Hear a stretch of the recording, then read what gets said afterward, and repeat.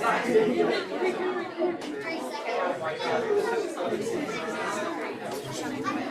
right, everybody, ladies and gentlemen, boys and girls. We are going to get this meeting of the Tioga-Button City School District 52 to order. If we can all please stand for the Pledge of Allegiance.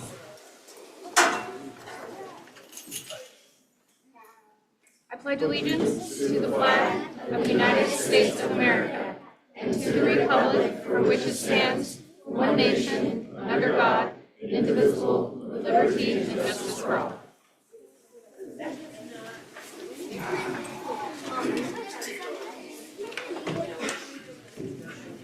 Very exciting to see so many people here tonight. All right, we are going to move on to the approval of the agenda. Do we have any comments, questions, or modifications? I have nothing to change. Make a motion that we approve the agenda as written. I'll second. All in favor? Aye. Aye.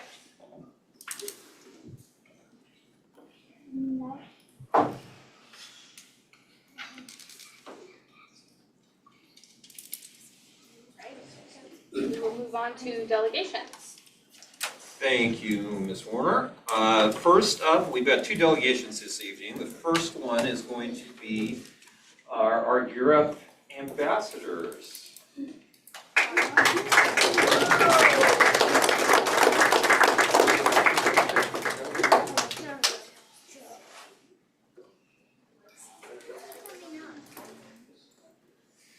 Hello, everybody.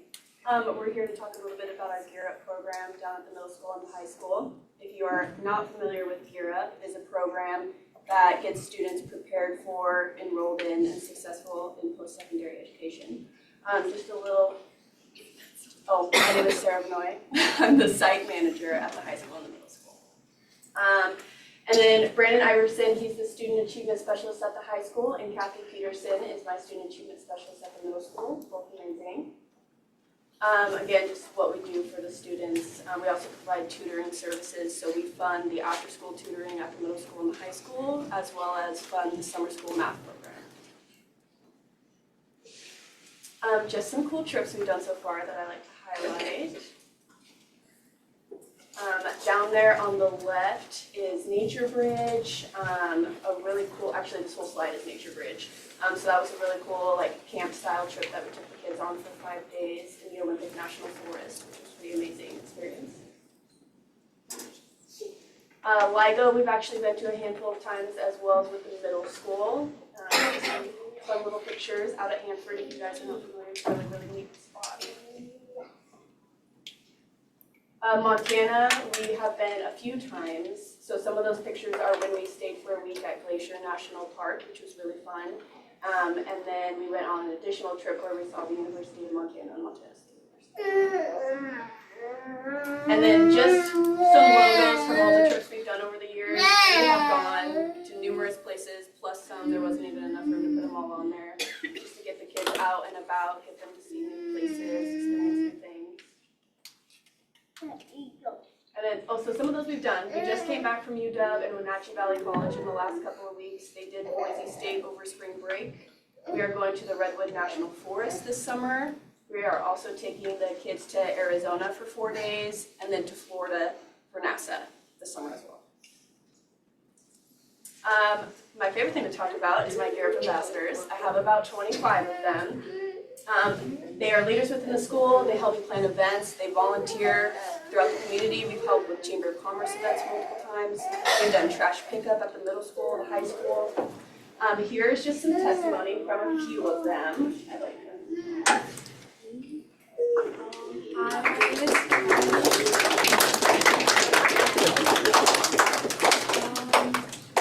My name is Melanie, and I'm a junior at Franklin High School, and Gear Up has had an impact on my life by opening me up to new opportunities and meeting new people, such as during my freshman year, I was awarded a scholarship at the University of Idaho where I was granted $56,400, so 4 years free. Oh, yeah. Congrats. Thank you. Really awesome.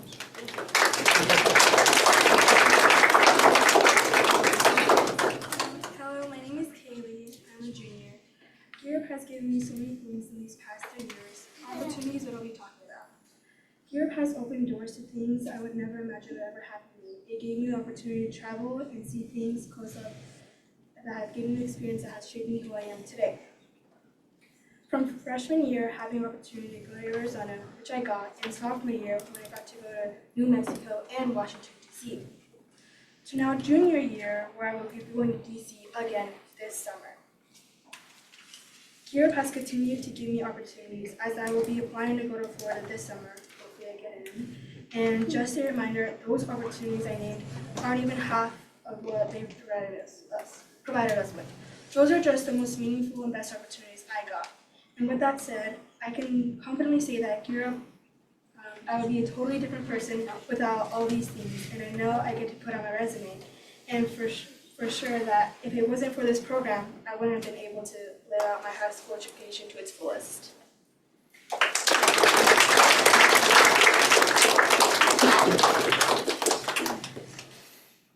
Hello, I'm Natalie Harley, and I'm a junior. The GEAR program has been a significant part of my high school experience. Through the program, I have made amazing memories that will stay with me forever. Sarah, April, and Brandon provided me with opportunities I would not have had otherwise. Throughout the different trips and activities, I have gained new skills and learned how to better prepare myself for future success. I am very grateful that I had the opportunity to become an ambassador freshman year, and that I got to meet amazing people like Sarah, April, and Brandon. This is an amazing program, and I hope upcoming freshmen will take advantage of this great opportunity.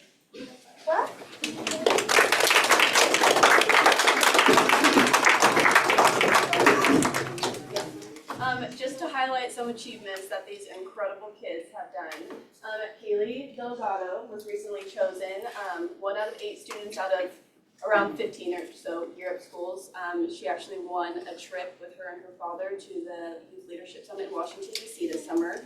Fully funded, that'd be amazing. Both Melanie and another student, Angel Rodriguez, both won the $56,000 scholarships at the University of Idaho their freshman year. Natalie Hartley has won the Microsoft STEM Student Award. Combined, the ambassadors have volunteered over 100 hours the last 2 years. Dulce Guevara, Natalie Hartley, and Haley Delgado were all chosen as student representatives for our Europe West Conference in Arizona. And these students have initiated a change in culture and leadership here at Kybe, and we're very proud.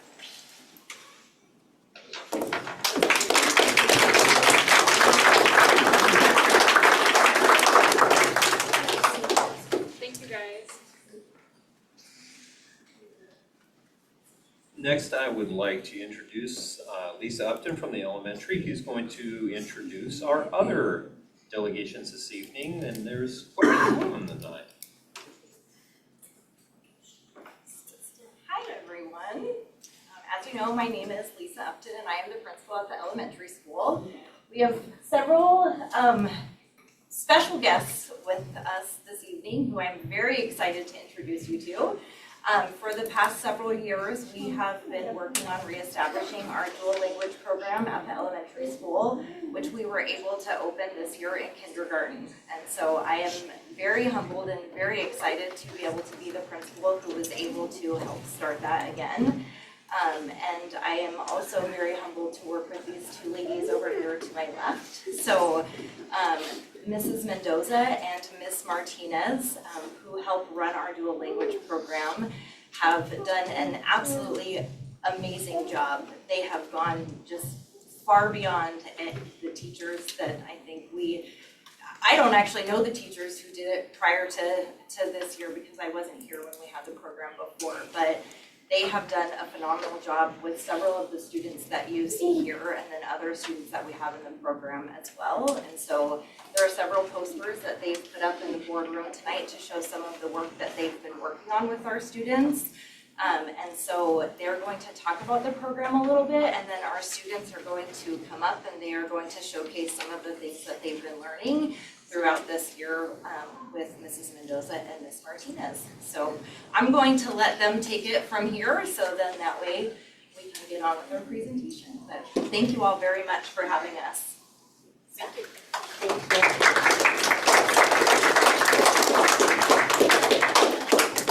Good evening, members of the board. I'm Jacqueline Martinez. I'm the kindergarten dual language teacher, Spanish side.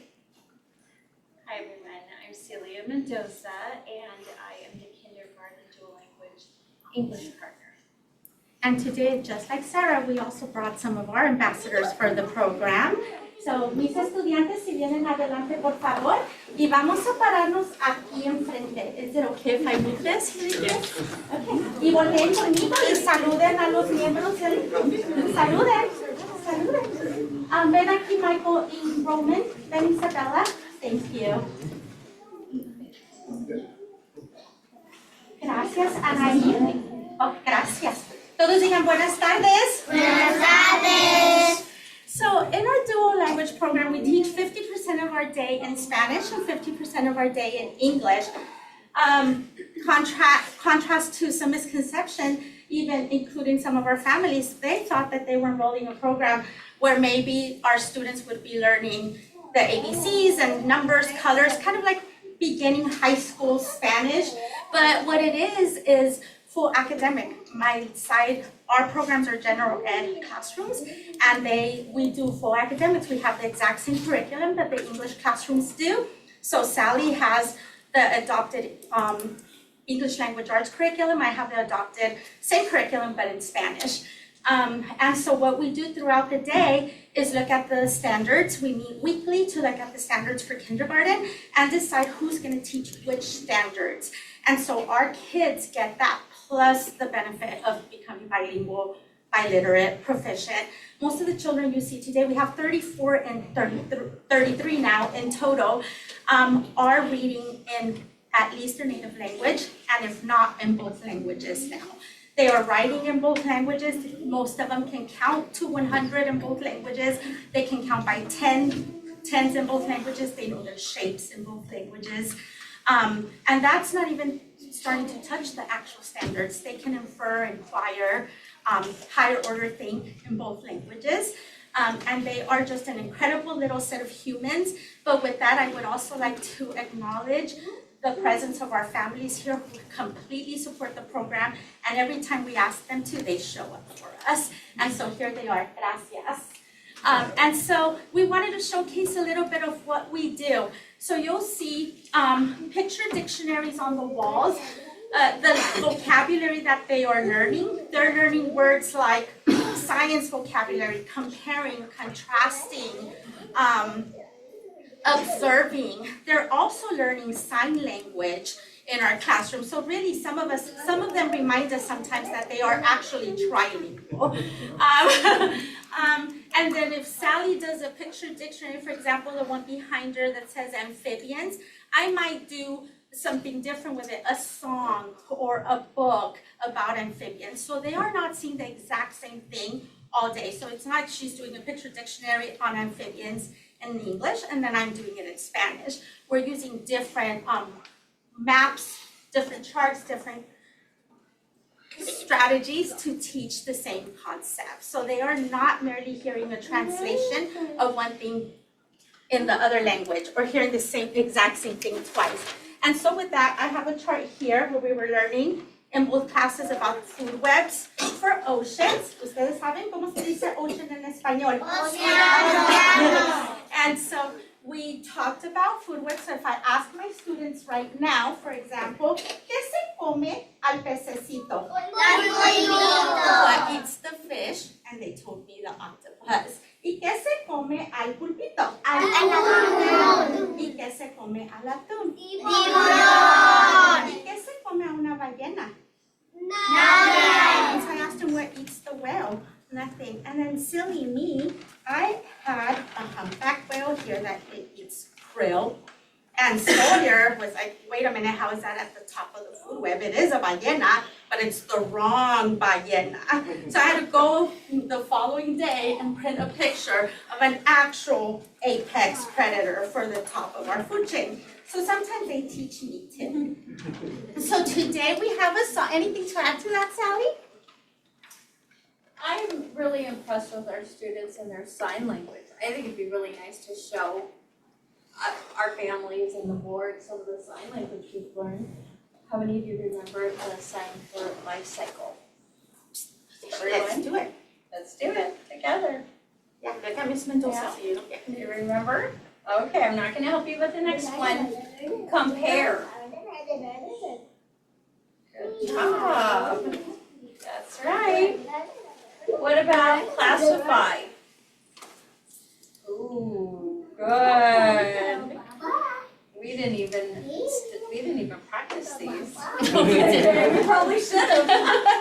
Birds. What was our sign for birds? Good. How about reptile? Ooh, remember that one? So that's just a few of them. But we try to include as much song, sign language, motions as we can, visuals, realia. Ms. Martinez is probably the best at bringing things into the classroom, including special guests. So it's been just an amazing year, and these students have just amazed us. Many of them are reading at or above kinder level in both languages, which has just blown us away. So, are you ready to sing a song for them? So we have a song about the food web, and then we will sing it in Spanish today. Is that okay? Okay, are you guys ready to sing in Spanish? Let's scoot back a little bit so everybody can see us. Okay. And they didn't come to see you, they came to listen to you. Just a nice big smile. ¿Están listos? 1, 2, 3. Un pececito nadando el océano. Un pececito, go, go, go. Oh no, fue comido por un pulpito nadando el océano. Un pulpito, go, go, go. Oh no, fue comido por un atún nadando el océano. Un atún, go, go, go. Oh no, fue comido por un tiburón nadando el océano. Un tiburón, go, go, go. Oh no, fue comido por una ballena nadando el océano. Una ballena, go, go, go. So the song is about the food web. The little fish get swollen, eaten by the octopus and so on until they reach the apex predator, and she's a whale and she ate all of them. So instead of being eaten by another animal, what happens to the whale? She burped. She burped, and they all say excuse me for it.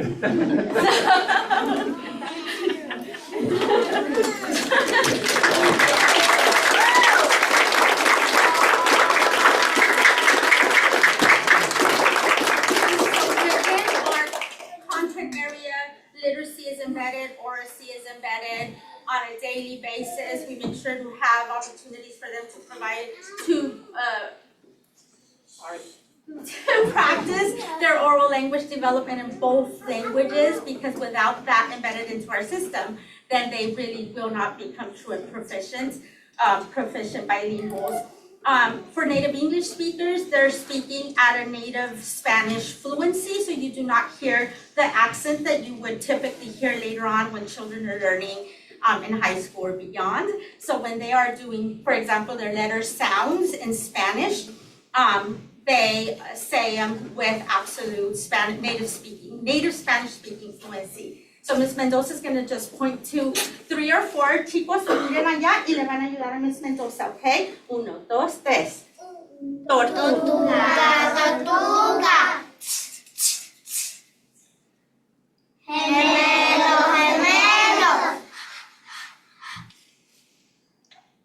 Cepillo. Nido.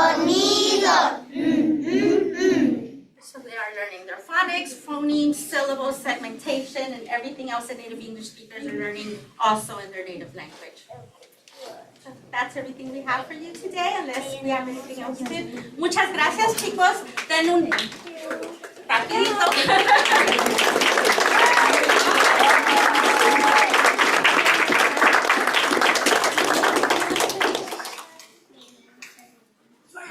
Thank you for having us.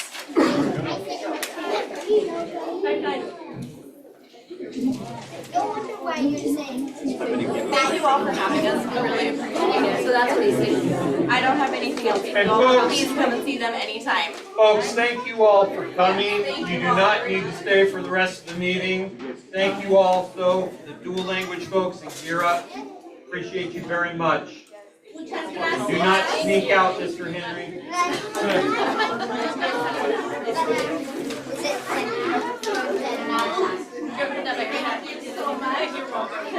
What do you think, Sarah? You see your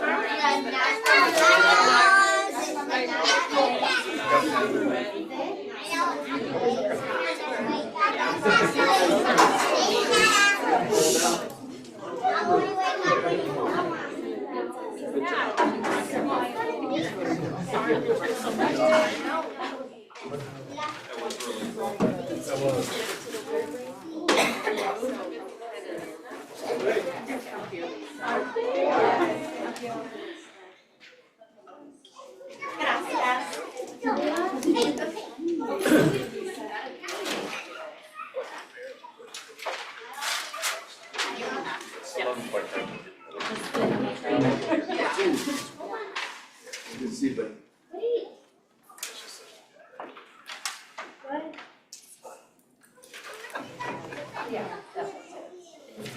Thank you again for having us. Thank you for coming and putting that on.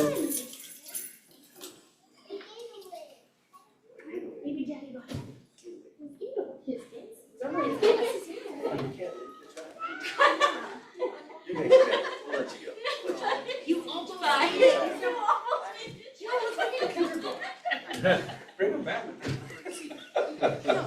So enjoyable. I just have this nervous energy about me with you guys behind me, so please feel free to. I got your back. Yeah. Well, I hope everybody enjoyed that as much as I did. That was pretty neat. All right, shall we continue? Absolutely. All right, so we are going to move on to the proposed consent agenda.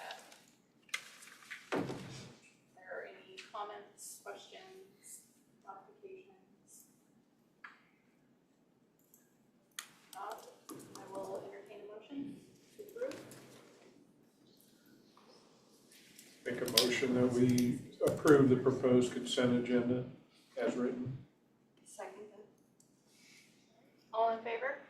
Aye. Aye.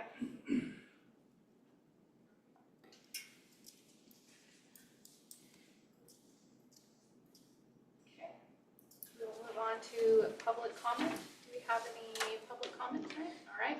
Let me read off a little thing real quick. Okay, so the board welcomes input from the community. Please follow the public comment procedure by stating your name at the podium when recognized by the chair.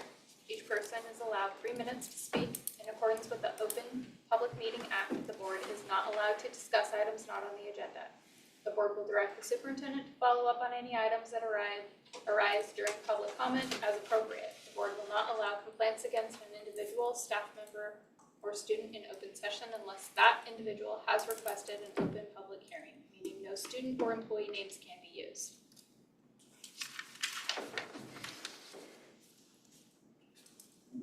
Dan Adamson, I just had a couple things I wanted to just address.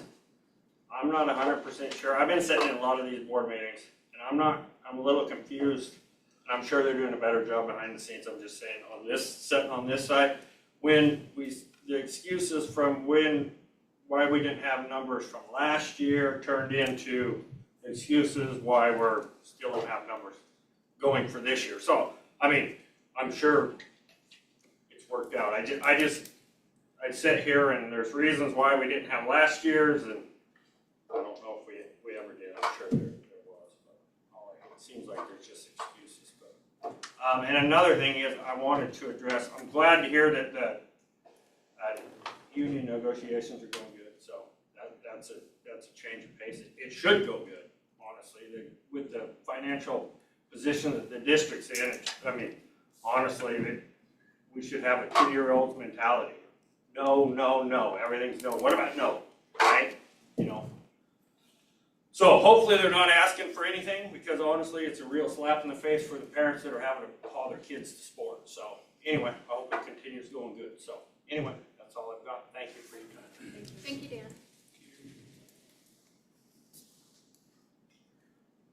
Do we have anybody else for public comment? By email, electronic?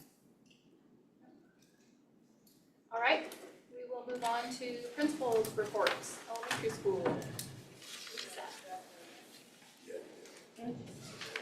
And Gene, I turned the air conditioning down while there were a bunch of people. I'm gonna turn it back up before we all turn into icicles. Sorry, you don't get out of it. You get to come up here again. I don't have a picture. Okay, I didn't print anything or make up anything for you guys. Not that I have to make up anything. That was not what I meant. Because I brought the kids from the dual language program, and that was my presentation. So, I love being the principal at the elementary school, just so everybody knows. I'm really thankful for that, and I really do feel very humbled and very grateful to be the principal who got to help open the dual language program. It truly is amazing, the work that Jackie and Sally do every day with the students who were here and the other students who are a part of the program. As you can tell, it truly is amazing. So I invite all of you to come and just come at any point in time. You all are always welcome. Whether it's if you want to come and see the dual language program, or you want to come and have coffee in my office or walk around the school and chat, you're always very welcome. So I used to love when Josh would come. He would come and we would meet every once in a while, and then we would walk around the school. And so if any of you ever would like to come and do that, please do. They're part of the kindergartners who are going to graduate on June 2nd at 8:30 in the morning, and then they will move on to our brand new first grade dual language program, which will open next year, as we work on expanding the program every year throughout the elementary school. So that's very exciting.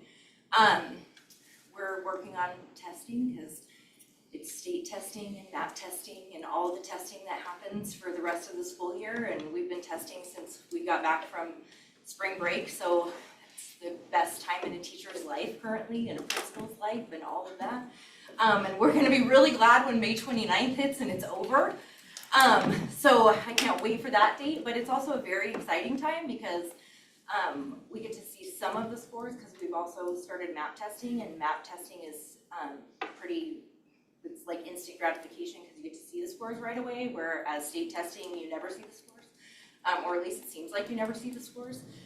And so, and some of our students have had such significant growth that it's really unbelievable. So we have third graders reading at 9th grade levels and different things like that, which is really unbelievable. And so that's exciting for kids who qualify in HiCap, because then we really can look at what the extensions do for those students and different things like that. So, so that's an exciting time for us. And it's also exciting because we're going to come into the really fun part of the year, right, when we get to do field day in elementary school, because field day is always really cool, and we have a lot of fun activities towards the end of the school year that we get to do with the kids anyways, like doing popsicles on the last day of school, and just fun things that I really like as a principal, because then we all get to go and hang out with each other. So more than we typically do. We also got to celebrate our kids for the last Character Strong assembly that we had, and because we have such a short period of time in June, we did 2 assemblies at once, and so we did creativity and we did courage. So that was great. We just did that last Tuesday, and so yeah, so for not having anything to present, I guess I had a lot of things to present. So it's always really nice to see you guys. So, but yeah, please come anytime. And again, it's a great gig. So we have a great elementary school. We have a great district. So we welcome you guys anytime. Anybody have any questions? Do you find that there's an easier engagement when you have dual language? Do the kids seem to be like more intrigued by education when it's not always in their primary language? I think that in the beginning, the kids were like, what are we doing? But I do think that, I don't know that necessarily there is, I would like to believe that in school, our kids want to learn no matter what language they're learning in, right? And I would like to believe that the engagement in all of our teachers' classrooms is enough to make any student that we have in class want to be able to learn.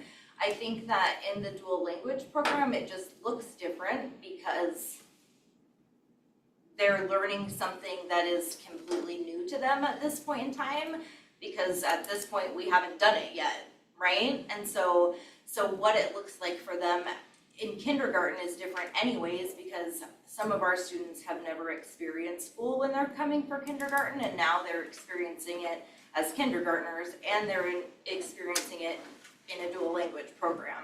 And so, but what they're doing in the dual language program shouldn't necessarily look any different than what they're doing in a kindergarten classroom. It's been a long time since I've had a kindergartner, so, but I mean, just the enthusiasm they had, certainly the teachers, Yeah. you know, are a big part of that too. So. Yeah, like I said, I mean, Jackie and Sally are, those two together, we couldn't have two better teachers to be in the kindergarten dual language program together. They really, Sally prior to this year was one of our language development specialists, and then we moved her into the dual language program, and that was an incredible move. And so the two of them together as a partnership in the dual language program has just been absolutely phenomenal. So, but the posters and things that they put up, those are things that you really should be seeing throughout any, and you would. I mean, you would walk into several of the classrooms and see those kinds of strategies being utilized, because those are GLAD strategies, and several of our teachers have been trained in GLAD.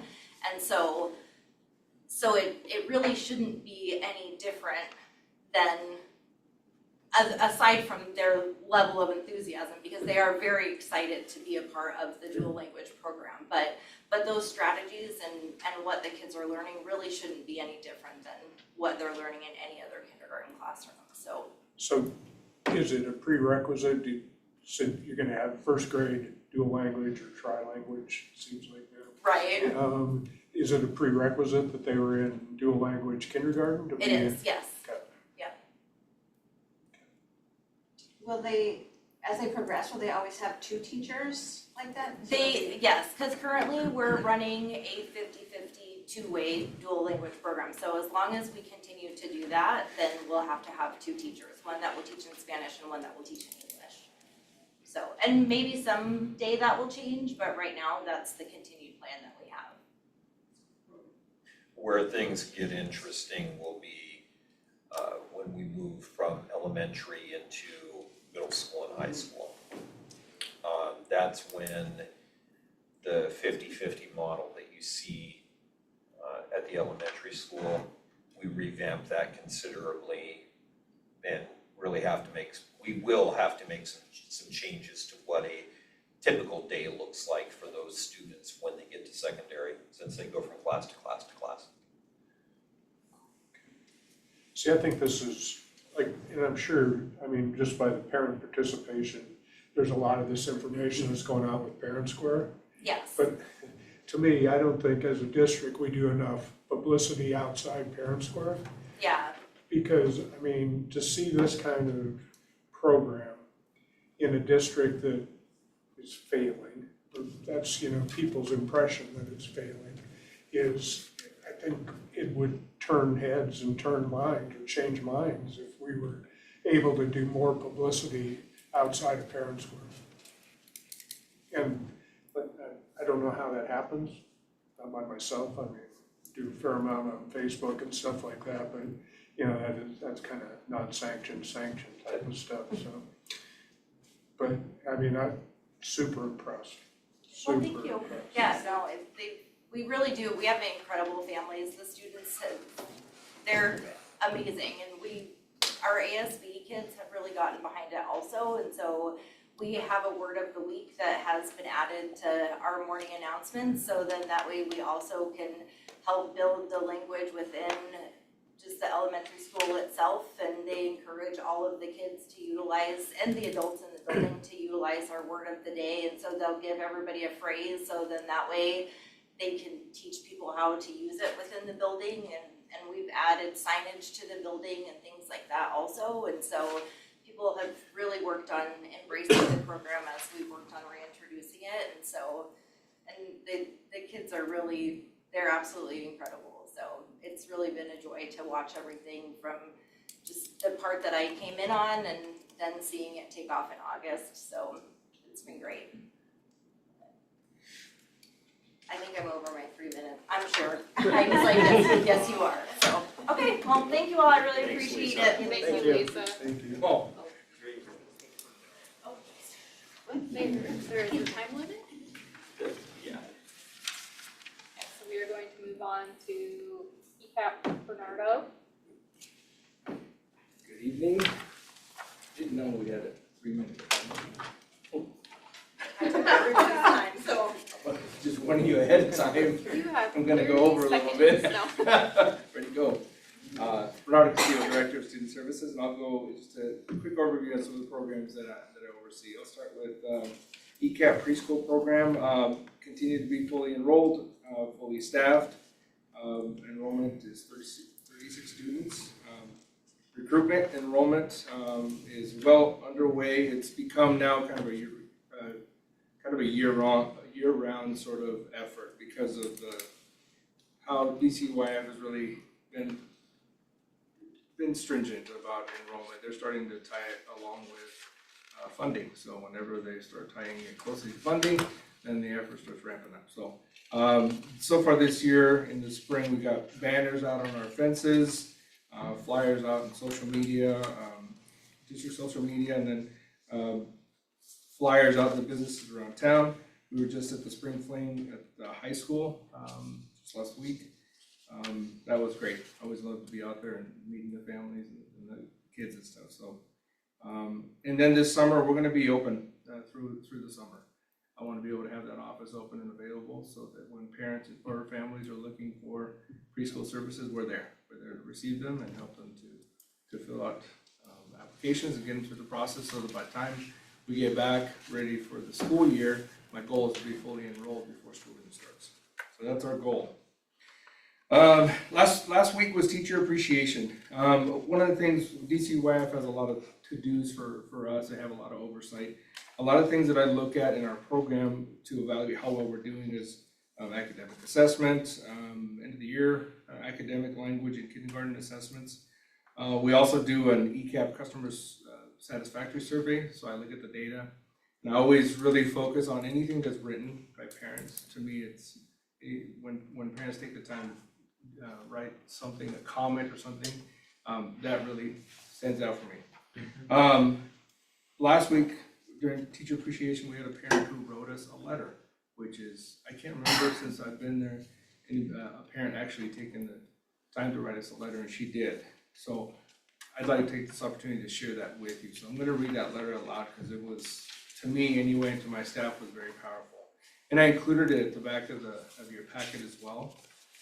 And she did give me permission to go ahead and share it, so I blocked out just the two areas in which would have identified who it was. But she says, "Dear ECAP teachers and staff, thank you for everything you've done for my children over the last 2 years. Thinking back to when they started with you guys right before they turned 4, I'm blown away by the progress they have made. I remember filling out the application and worrying about their speech delay and how limited their vocabulary was. They also experienced severe social anxiety for the first several years of their life and did not respond easily to typical outings like most would consider normal, like going to stores and appointments. What amazing progress they have made, and I attribute so much of it to your program and staff. They were given a safe place where they felt loved and comfortable enough to flourish at their own pace. From having a very limited vocabulary to now speaking constantly and knowing all their letters and sounds and speaking whatever's on their minds with no filter. Haha, she laughs because she's given us some examples and they are funny. They have so much interest in learning. They love their time here and always look forward to going to school and see their teachers and friends. I know you all have some long, challenging days full of overstimulation, big emotions, and packed schedule from drop-off to pickup time, but I hope you all know how appreciated and important you are to the kids you cross paths with. You're a big stepping stone in setting them up for success, and I'm so thankful for the role you've played in my children's pre-K years. Happy Appreciation Week. Thanks for all you do. So I always tell staff how wonderful they are and how good a job they're doing. But it takes on a different feel when it comes from parents when they describe to us the impact that we make on their children. And it truly is because of the people, because of our staff. And we have a great staff. They have a heart for children. And you have got to be special people to work with 3-4-year-olds. They come with all the blessings and challenges that you can imagine, but they do a fantastic job, and I appreciate them all. So I wanted to share that letter with you. Next set of programs, McKinney-Vento Homeless, Foster Care, and Heather's Pantry. So our McKinney-Vento Homeless student program, we currently have 18 students that have been identified as homeless. We have 8 children throughout the district that are in foster care. And I share those lists with principals and counselors as well, just so that we constantly know who these children are, and we have some oversight and check in with them to make sure they're doing okay. And then if anything comes up that we need to continue to support them with, we do so. So Heather's Pantry services at the elementary level, we have 32 children that we serve. So Heather's Pantry, every Friday at the end of each week, we send home bags of food. If I haven't shared before, I'll do so. Heather Duncan was a longtime member of our community. And one of her big projects was to have a pantry in every school so that children could take home food on the weekends, because they get their meals during the week, which is fantastic, but then weekends are a challenge. So when she passed, that's something that we took on in her memory. So that's what we do. So 32 children at the elementary.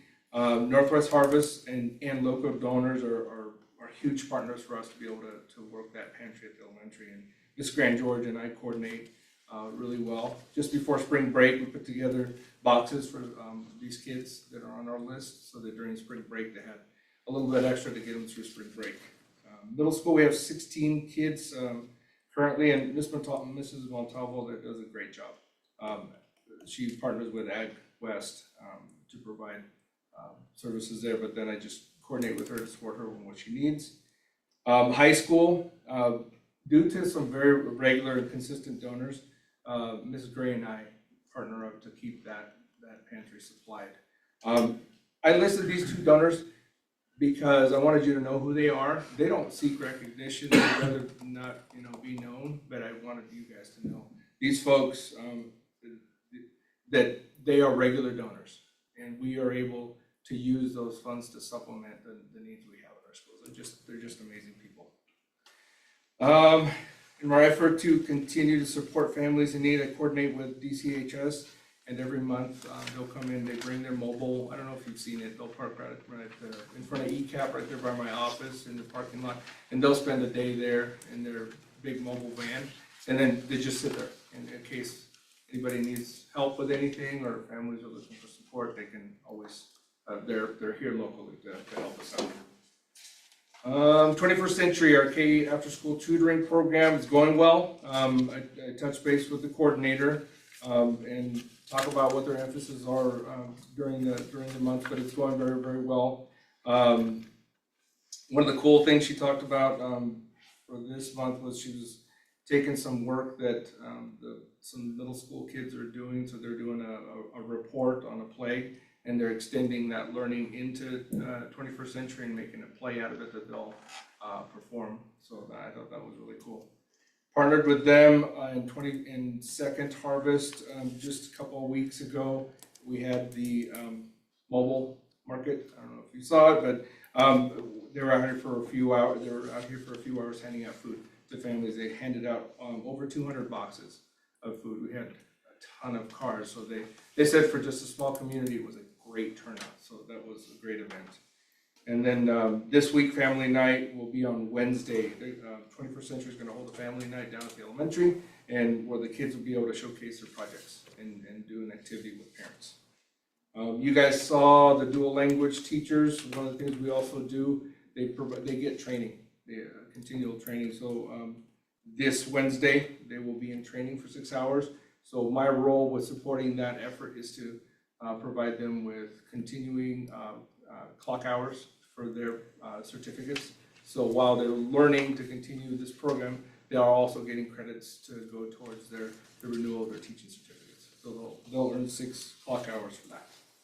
And then last but not least, our yearly training and qualification for our CERT program and team will be on June 11th. Any questions on any of that? Very busy. Okay. Awesome, thank you so much. Appreciate it. Thanks, Bernardo. Thanks, Bernardo.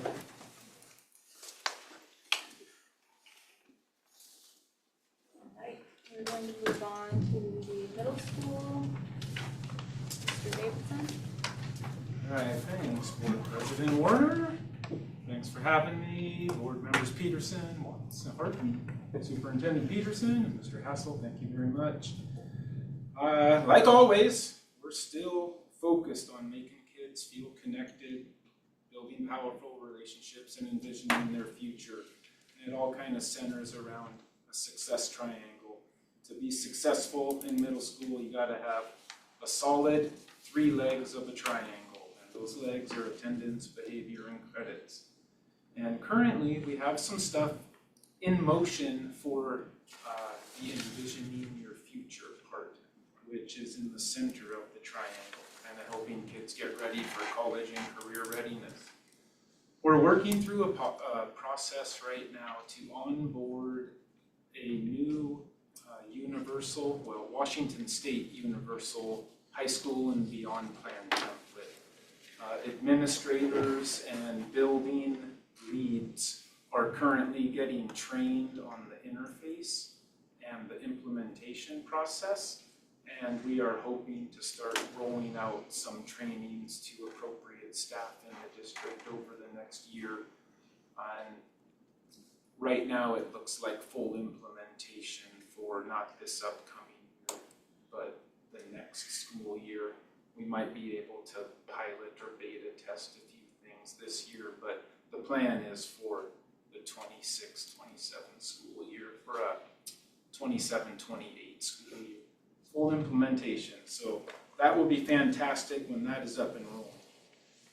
I'm glad that Gear Up was here. I'm working really hard with Kathy Peterson, our Gear Up coordinator at the middle school, to continue to give middle school kids opportunities outside the classroom to see what the world is all about and to introduce them to things that they may not have known existed.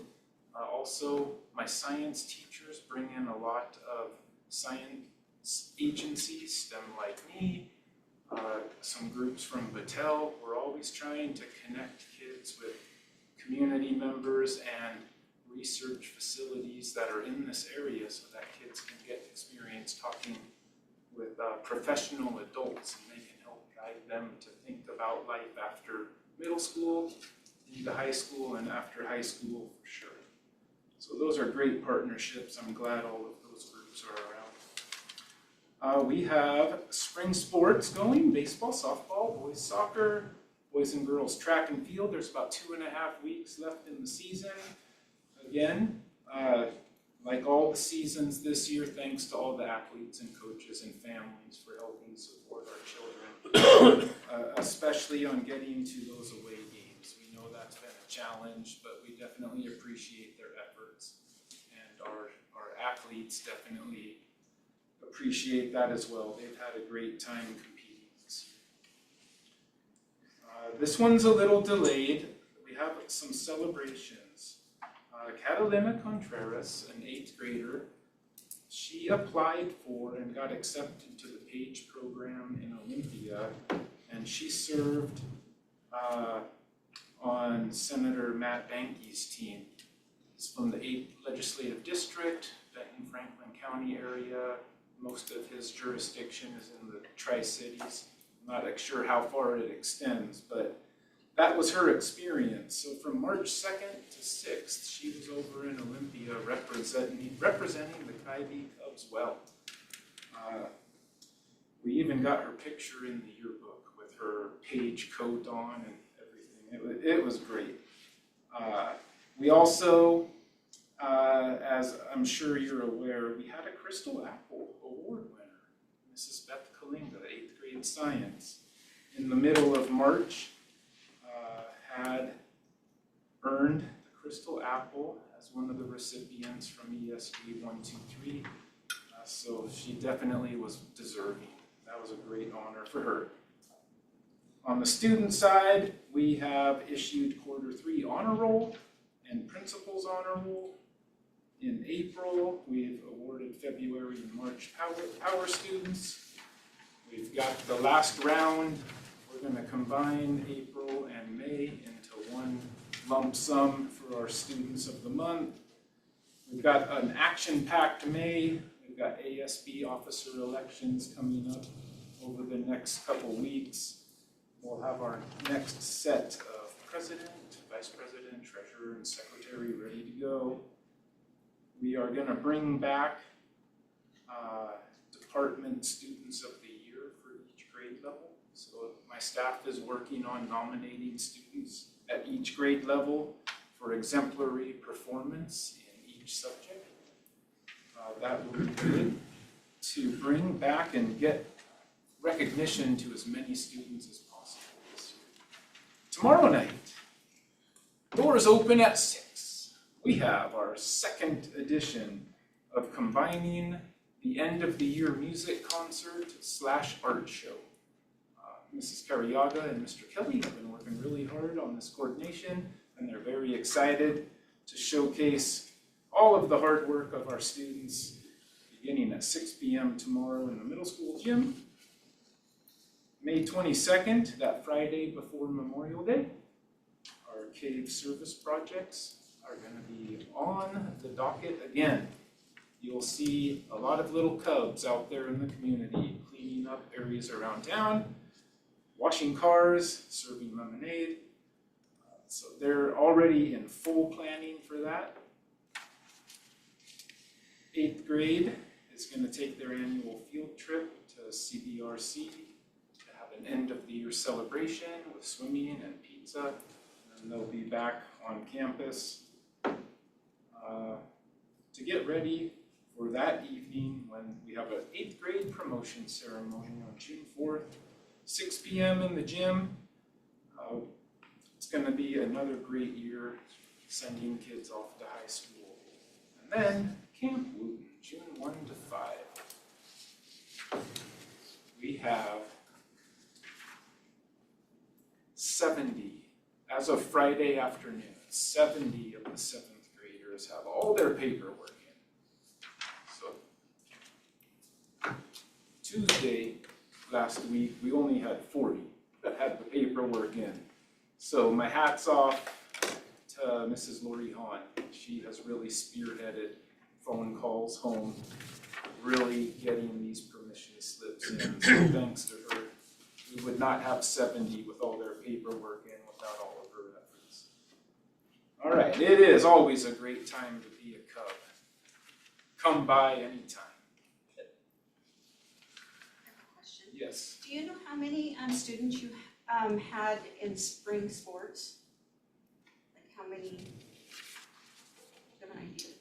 I do. It's an estimate, but there's probably 55 or 60 kids.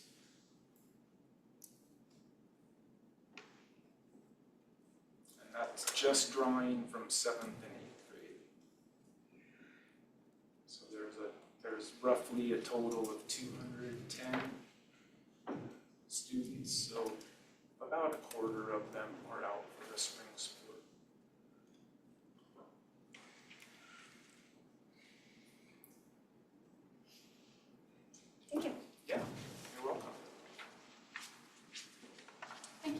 Thanks, Bruce. All right, we're going to move on to high school. Mr. Henry. Hello, hello, hello. I hope everybody gets the parent square that I send out every week. If you don't, I'll make sure you're on the list, because on that it has all the upcoming events that happen throughout the week and so forth. So if you don't, please let Heidi know, that she can let me know, that I can make sure it's done. Okay? This week as SBA testing, we're going Monday, Tuesday, Thursday, Friday. We should be doing the majority of the students in those timeframes. We'll do makeups on next week and then on Wednesday also. So we've gone from doing it over 3 weeks to just literally a week and a half or so, which is really nice because teachers can get more work in that way. We're gonna do our first FFA walkout, just like we did for the sports and stuff. We asked for FBLA and they didn't wanna do it. But FFA said, yes, they wanna do that. So Wednesday at 1:30, there'll be a walkout. They don't want to drive through town or any of that stuff. They just wanna be able to be recognized in front of the student body, and we will do that in our commons at 1:30, okay? So you're welcome to come to that. They'll be at State on Thursday, Friday, and Saturday in Pullman. And we have a lot of students that have made it to State, and they'll be competing there in multiple subject areas. And so that's really exciting. Softball, 1-1, lost the second one by 1 point. So they'll be playing on Wednesday at 4 o'clock in Yakima versus Royal. So hopefully they win that game. But I think they gotta keep winning, is what they have to do from my understanding. So that's part of the season that we're in right now. Track will be at Wapato for the district track meet sub-district. And then we have the whole year just starts flying down here for us. I like to say it goes September, October, November, December, January, March, April, May, then the school year, because we just have so much that we're doing. I mean, if you think about this, we have 3 weeks and we have graduation. Obviously, you're all invited on May 30th, 9 a.m. in the morning. Please let I know if you're gonna have you and someone else, so we can make sure we have enough chairs out for you. But you're absolutely welcome to come up, and then we go through the process of shaking hands and all that kind of great stuff. It lasts about an hour. It's very efficient. Kids do a great job. After Memorial Day, we'll have senior finals, and they'll have a checkout. And so on the Thursday of that week, they will have senior pictures. We'll walk to the elementary, middle school. Then we come back and have graduation rehearsal on that Friday, The Thursday is when we have the senior walkout in the afternoon at an assembly that's about 2 o'clock, if you want to come up and see that. I've explained this to my area principals, and then a lot of them are looking like, wow, maybe we should do this, because honestly, I've never heard of this or seen this until I came here. And by calling the student's name, that's the last time they'll be called out, and they'll be walking through the school and exiting. And I mean, there's tears. Some parents come, and it's kind of a lot of tears going around, and they get their awards, they get their scholarships and everything at that assembly. The whole school is invited to be there. And really, we're trying to model why you need to make sure you graduate on time, so that kids always understand that. It's a long hour and change, but it's a great program. Camp Wooten, thankfully, we got tons of students to volunteer to do that. I actually just got an email tonight while I'm sitting in here, like, do you think I got it? I'm like, well, you're gonna have to email Mr. Davidson and make sure that he knows, but I believe everybody got it. So I did pass out his email for the school for him. Last thing is Gear Up. I hope you guys understand, is grade specific. Meaning currently we have 7, 8, and 11. They do try to, like if they go to, let's say, Wazoo for visitation, they do try to get some kids from seniors or sophomores to add into that. They do a great job of doing that. Next year in the high school, we'll have 9 and 12. And then hopefully we're gonna get more down in the middle school, because we put in for some stuff already to qualify. So hopefully we do. I think it's a great program. It's amazing. I've been here a lot of years. And my first few were kind of wonky donkeys. The last 5 years have been amazing. I mean, the things that the students have been able to do, learn, process, and experience, and be able to understand that their horizons can be lift it, and they can do well and go to different places and be very successful. So, what a great program. So, does anybody have any questions for me? I didn't take 20 minutes like the others, but I'm just, if you want me to keep talking, I can, and everybody knows that, so. Oh, sit down, did you do that? I think we're okay. Thank you all very much. Thanks, Mr. Ender.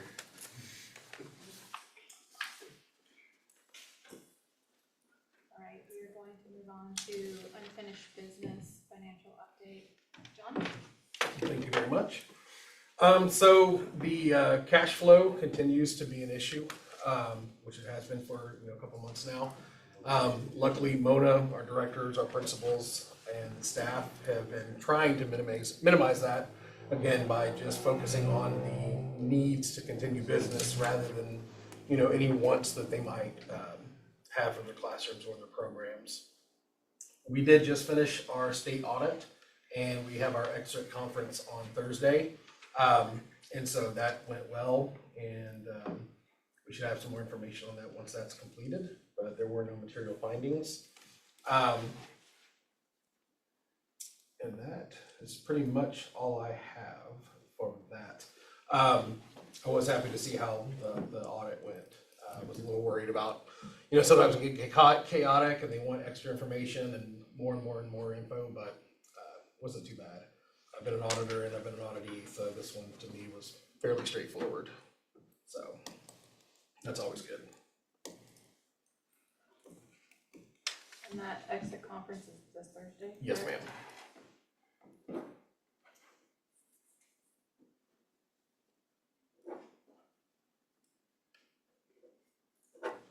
Y'all have any questions? I think last time, John, you said you'd have dates or potential dates for public budget workshop. Have you worked those dates out yet? We began working on them. I'm going to look for an extension meeting on the first meeting of June. And then we'll continue on for our normal process from there. Usually we do the budget extension and the budget proposal at the same time, but we want to get the budget extension done earlier than we normally would. Okay.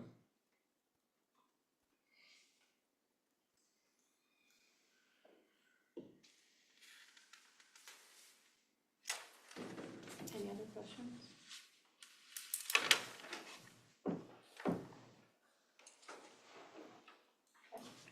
All right, thank you, John. Thank you. We are going to move on to new business, boys soccer ejection with Keegan. Good evening, everybody.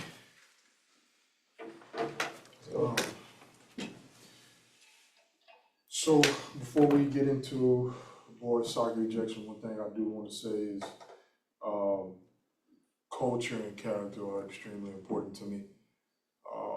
And it's extremely important to the entire athletic program. All the coaches, all the kids are really bought into it.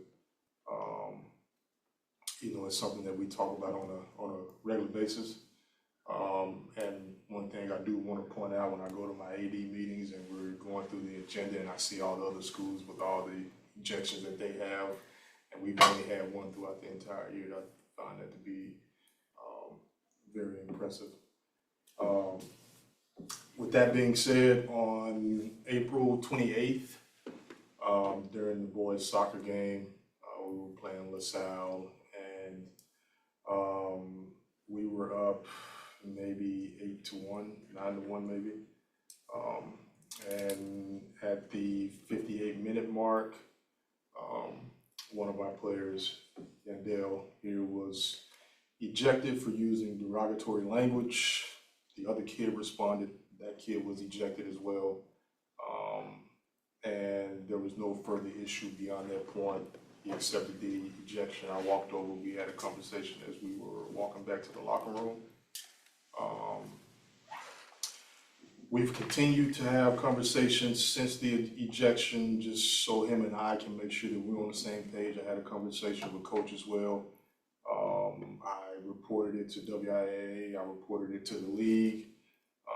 He completed the NFHS sportsmanship course. And he was also suspended, for the final game, which would have been May 1st, up in Warden. With that being said, all of that was, necessary in order for him to, be eligible, but I think, the most uncomfortable position that we can put him in is to make him come up here and speak. I think that's probably the greatest teaching tool. And I'm a firm believer in you can't run from discomfort, you have to lean into it. That's the only way to grow.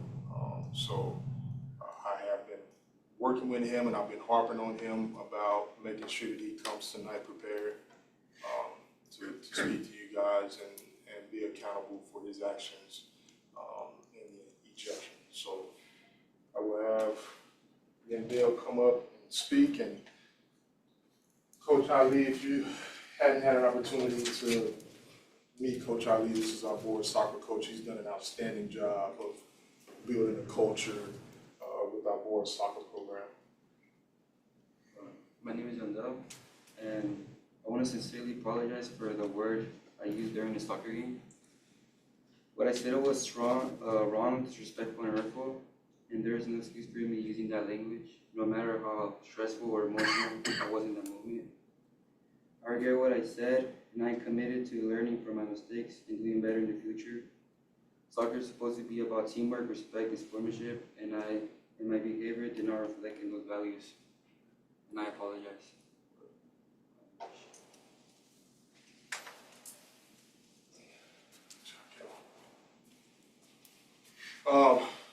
And so as I stated, him and I have had several conversations about the language that he used. I put him in a very uncomfortable position and made him repeat it to me, just so we could talk about it. And he was very remorseful, and it was a heat of the moment thing. And as I told him, look, you guys as teenagers, you guys are going to speak how you speak when you are amongst each other. And there's nothing that we as adults can do about that. But when you're around adults, when you're wearing that logo on your chest, when you're walking around in school, my expectation is that you are mindful and respectful of the environment and the culture that we are trying to build here. When it comes to our athletic program, we are taking steps in the right direction. And in order for us to continue to improve, we have to learn how to win in order to become winners. And I think that this was a great learning opportunity, not just for Yandel, but for the rest of the team and the young kids that are coming after him. And so I'll continue to work with Yandel. Yandel is a junior. He's coming back. He'll be one of the premier players on the soccer team. And my expectation for him moving forward is that he accepts this role of leadership that I'm placing on him. And he continues to help Coach Ali build culture within his program. We're doing a lot as an athletic program to instill a standard of winning. And high character is very much a part of where we're going. So thank you guys for your time. If you have any questions for me, I will answer them as best as I can. I think there's been a lot of really impressive students and athletes up here today in this meeting. And this is just as impressive. I mean, taking responsibility, coming up here, it's not an easy thing to do. I mean, I was a competitive athlete. I umpired high school and college baseball for 32 years. And yet I know how the heat of the moment can happen. So, but just the taking ownership of it and learning from it, that is, man. Showing up here? Think twice. Yep. So I applaud everybody. Yandel, you, Coach, you guys all instilling that spirit of sportsmanship. I appreciate that. And, one of the things that I have preached and said over and over again, do we want to become winners? Yeah, we do, but The greatest thing that we can provide for these kids are a set of life skills that they can take with them when they leave our athletic programs in our school district, that'll carry them much further than anything that they do here. I speak to them all the time about legacy building opportunities, and we get a chance to live and walk that path every day. So, Teachable moments. very, very teachable. Cool when you're a junior. Yeah. Not so cool when you're out of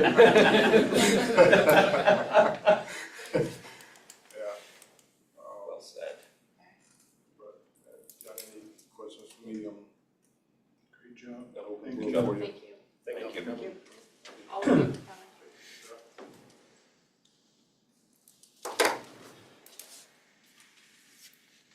All right, we're going to move on to the CTE district-wide four-year plan for approval.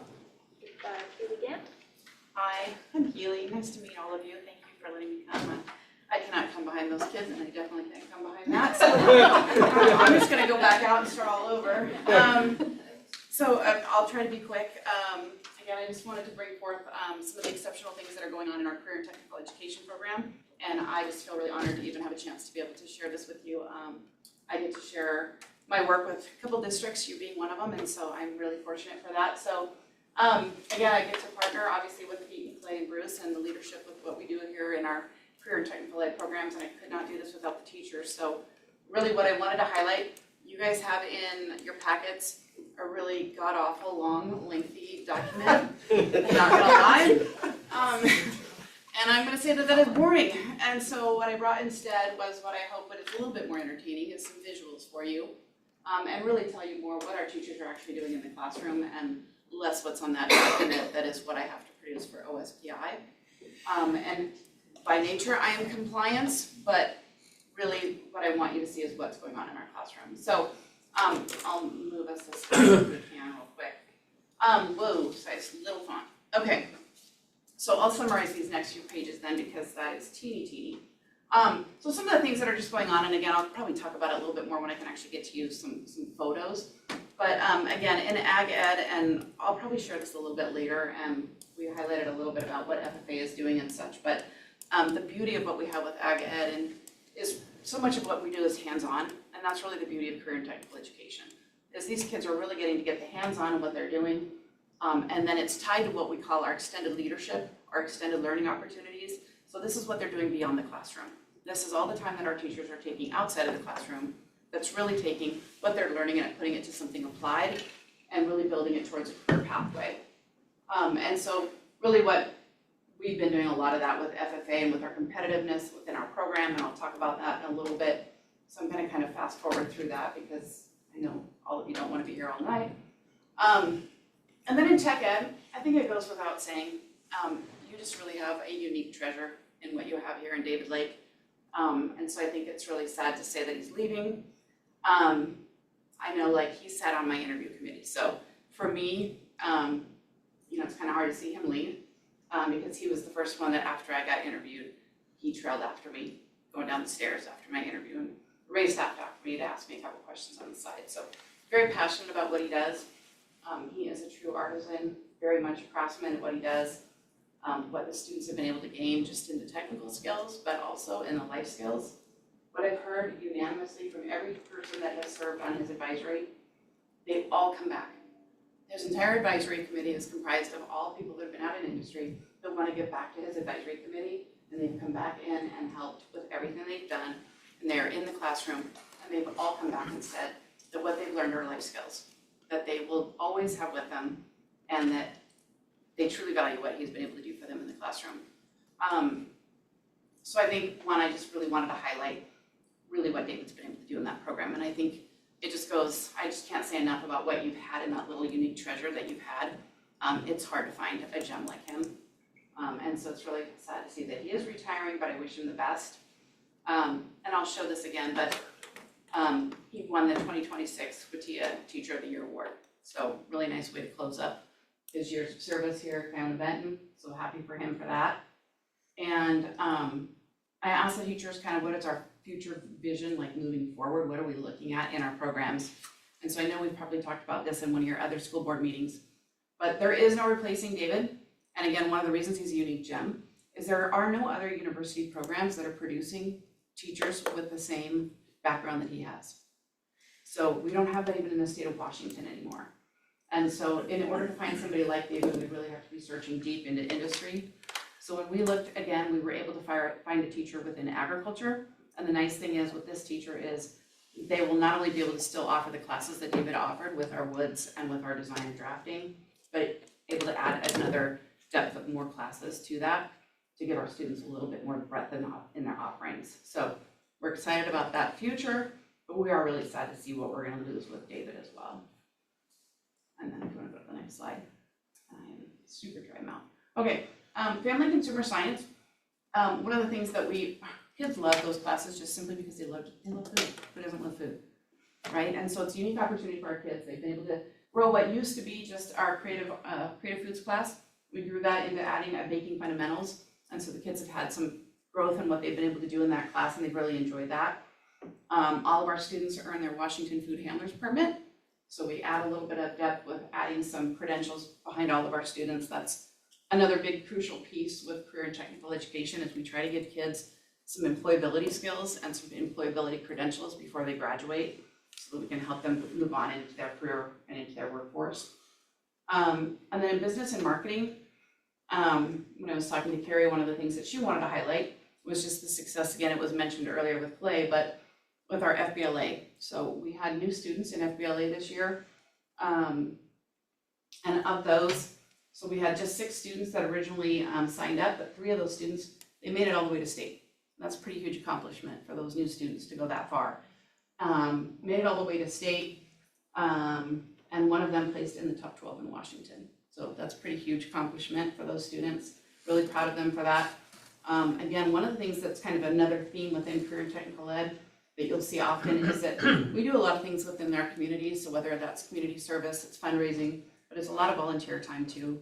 And we try to encourage that in our students to think about citizenship and leadership within our students. And so both of those programs said, and so I combined it here, but one of their intentional focuses moving forward is really to kind of get back out into our community and dive into what our businesses in our small businesses in town and partner with those industries and try to bring them into our classroom more. We'd really like to get out, but we know that's a high cost with transportation. So how do we do the best we can to bring businesses and industry into what we're doing and into the classroom and what we're teaching? So inviting those partnerships into our classroom, and then again, growing our student leadership opportunities. So things like FBLA, FCCLA. So those are our student organizations. FCCLA is your family and consumer science. FBLA is your future business leaders. So really wanting to grow those as well. And then, thanks, Nick. And then in biomed, so this year we had a new teacher. So Ken Knoll came up and he took on teaching biomed. So he became a new teacher within career and technical education. So he got to learn the whole ropes of not just being in biomed, but also being new to career and technical education. So he took that on this year and had 3 sections of biomed for us. And so then he also took on running our biomed and health club. So that was new for him. When our students ran a Heart Healthy Night at a local home basketball game. And then again, unfortunately, he also is then retiring this year. And so we will be looking for a new position to fill those shoes. So looking at that very shortly. And then in middle school, we've talked about this a little bit before, but we have the STEM career exploration class. So we offer this to 7th and 8th grade students. We actually added a new level to that this year. We didn't actually offer it in the structure yet, but we have the opportunity where we can run one class in 7th grade and then another higher level of that class into the 8th grade. But it's career exploration classes, so the kids can study all sorts of different opportunities. I think we've talked about it before where we bought the Paxton Patterson lab kits in partnership with Washington STEM. And so the kids get these really cool hands-on projects that they get to dive into. And they explore all sorts of different career fields. And so, for example, Stephanie had highlighted this was an opportunity that they were able to take advantage of this rolling career fair.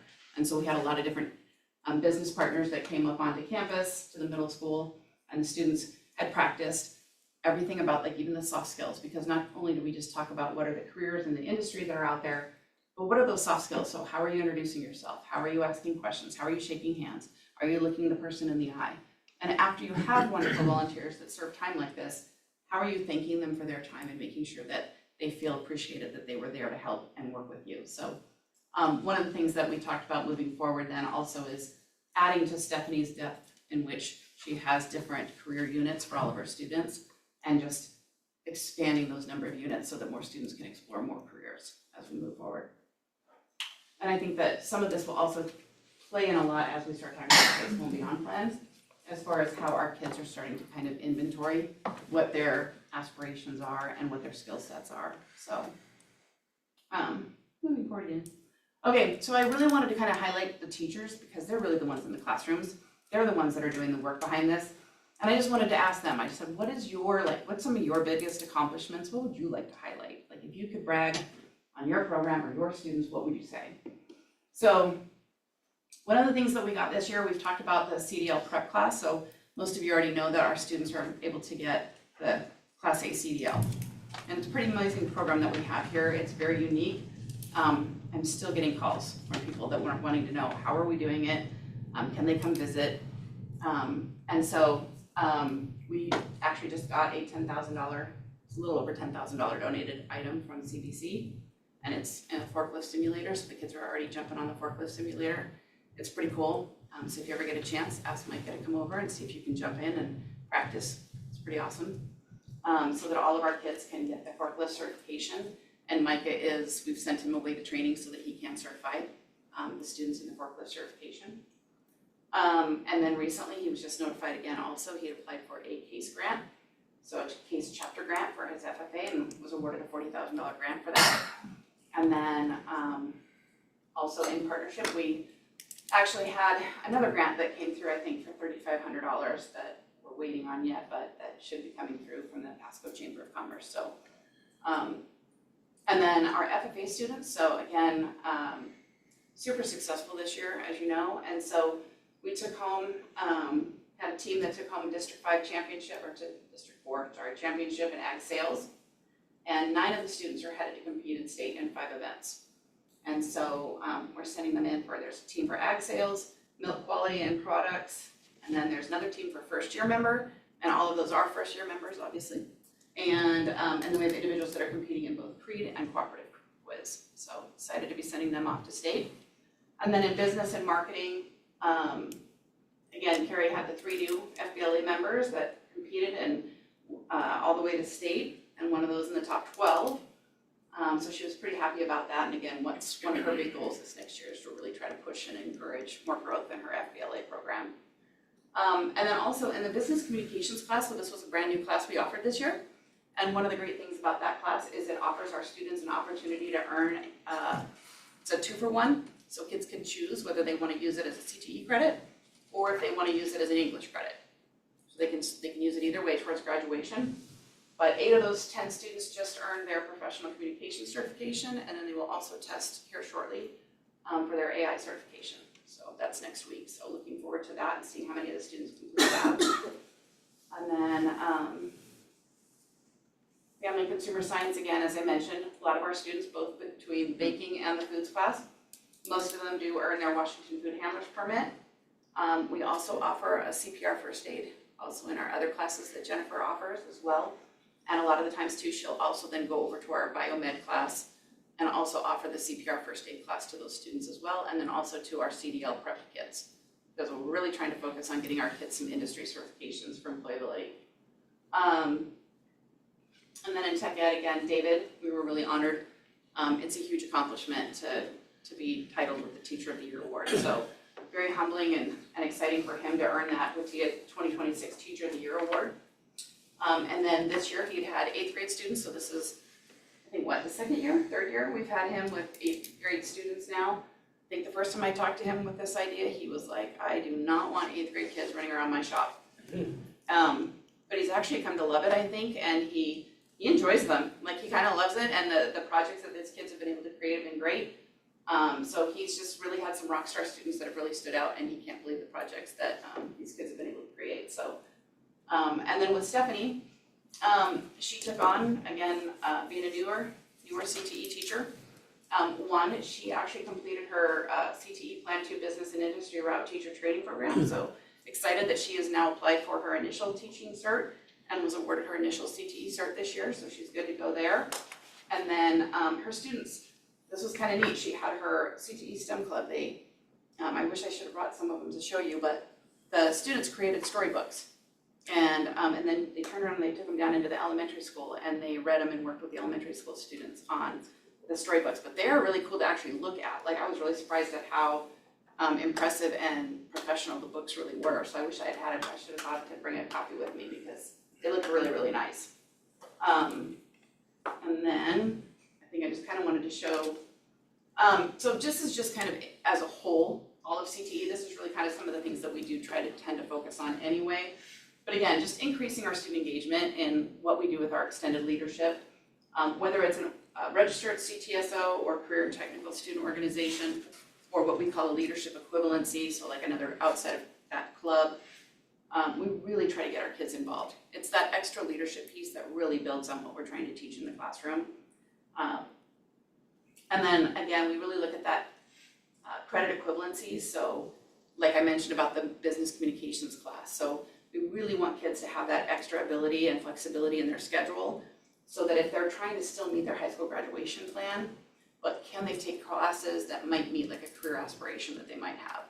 So for example, if you look at like CAD or CAD drafting and design, that could actually work for an art credit, or business communications works for an English credit, floral design will work for an art credit. So there's other ways that students can still meet, but still be able to take classes that meet their interest and their career aspirations and still get them to high school graduation at the same time. So, and then again, really trying to work on diversifying our advisory committee. It's hard in a small area to get a lot of businesses to serve on our advisory committees, and we know that. But again, it's just continued focus that we want to try to bring in as many business partners as we can, because it's the businesses that really drive our curriculum, because they're our future employers. So they're the ones that we're going to actually sit and ask, are we teaching what we need to be teaching? Are we teaching to the technical skills for what you're going to be hiring for? They're the ones that evaluate what we do in our classroom. They tell us when our technology is out of date. They tell us what we should be purchasing, what we should be looking at. And they're the ones that are looking at hiring our students. And then, again, just really the bottom part again I mentioned is just really trying to build out for our students to understand and see what their opportunities are that exist beyond high school. So what are those opportunities, whether that's, and we try to treat it all the same, whether you're going to a university, whether you're looking at an apprenticeship, whether you're looking at direct employment right after school, what are the breadth of opportunities that are available for you, and try to give kids as many opportunities to hands-on explore that breadth as possible. And then,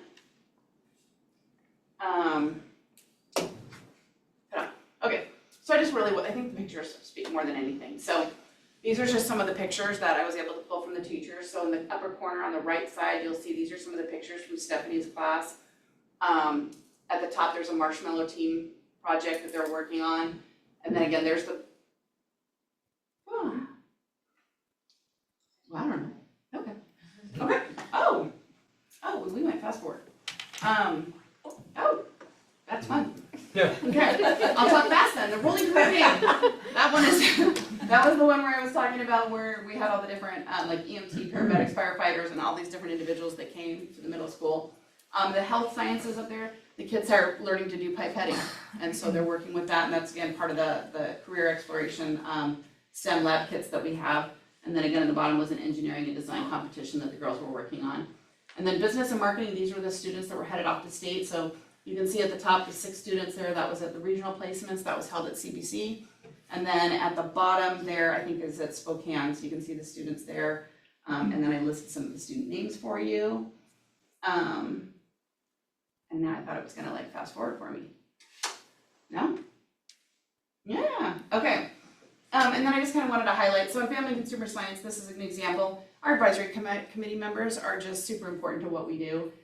These were just donations even from one of our advisory members, Brianna Harrington, who I believe is even an alumni here, but she works for Benton PUD, and she just even brought in all that food for our family consumer science program just to help supplement. So very much appreciated. And the bottom left is a picture. Again, we purposely try to hold a CTE session at the high school information nights. So when we have our 8th graders coming up, just to kind of talk to them about what are the different opportunities within CTE, what are those leadership opportunities that you can do when you come up to the high school. And then on the bottom right, I was excited this year that we were able to bring all of the Washington ACTE, which is the Washington Association for Career and Technical Education, all the new CTE directors that are from around the state, we were able to bring them in here.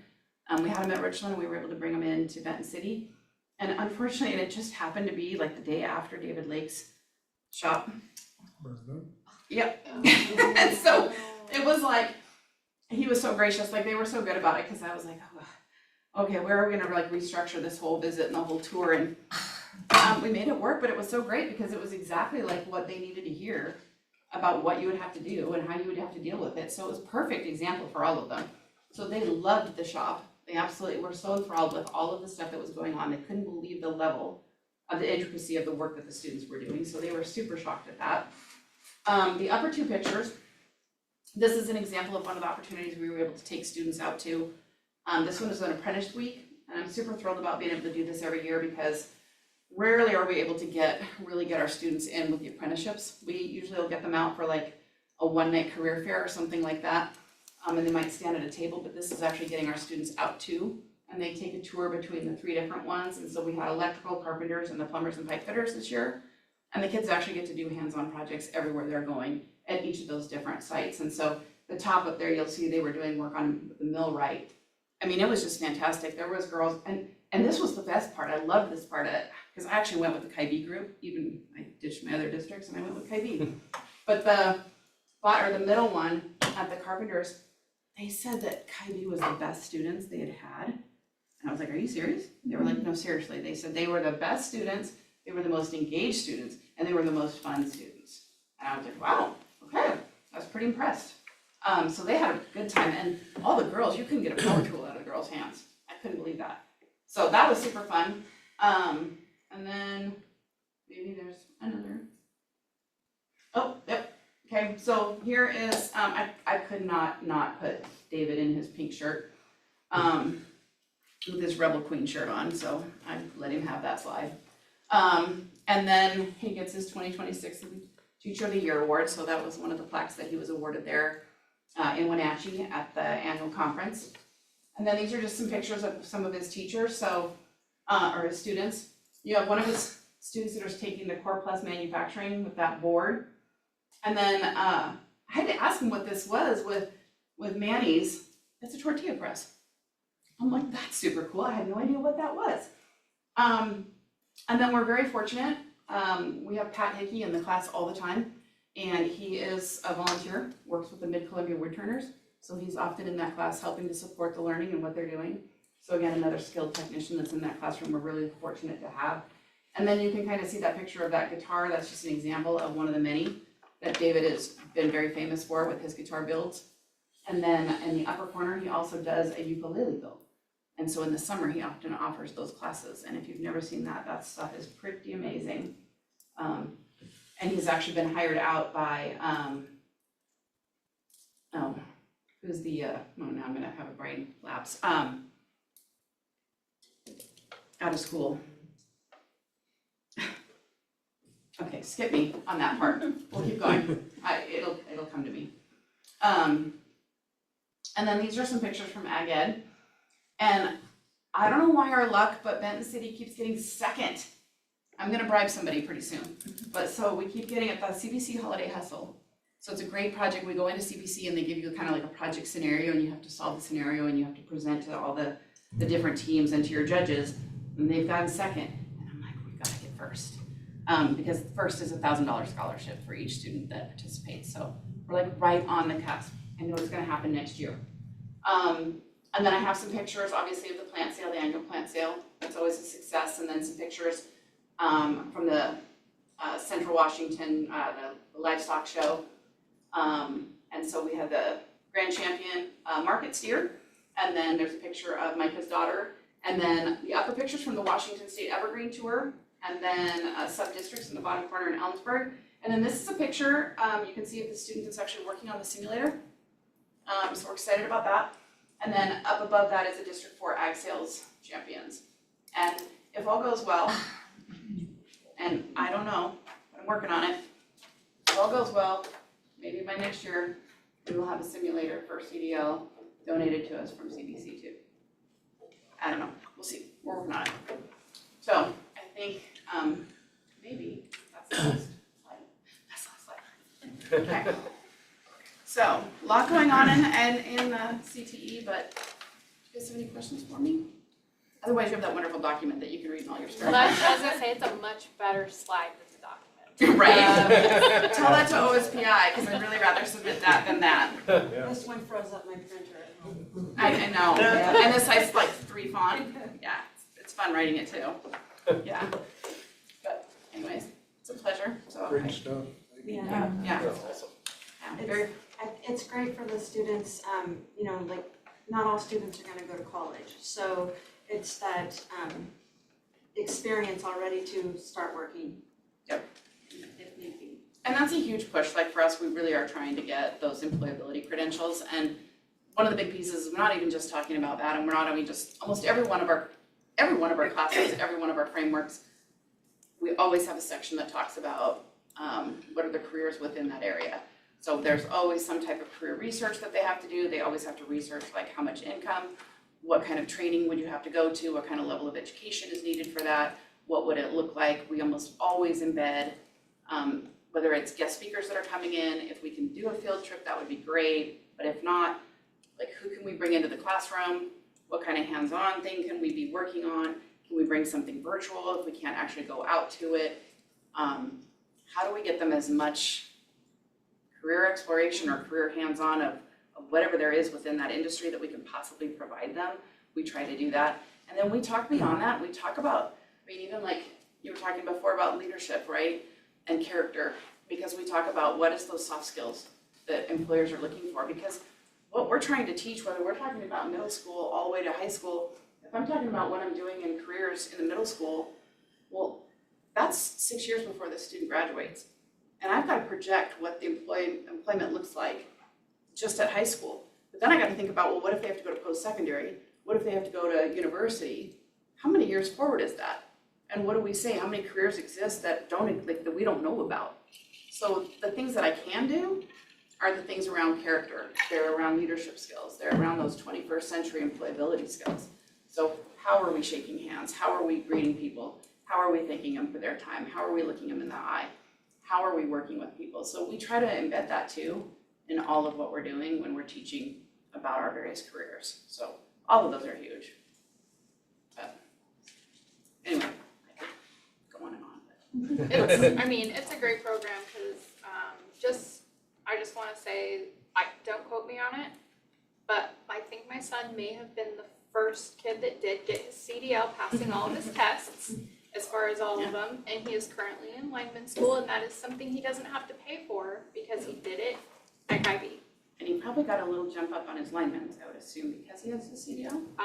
I know that he got accepted over others because he already had it, he had to submit his license. Okay. But, that's something that the other kids have to pay for, and it was something he didn't have to.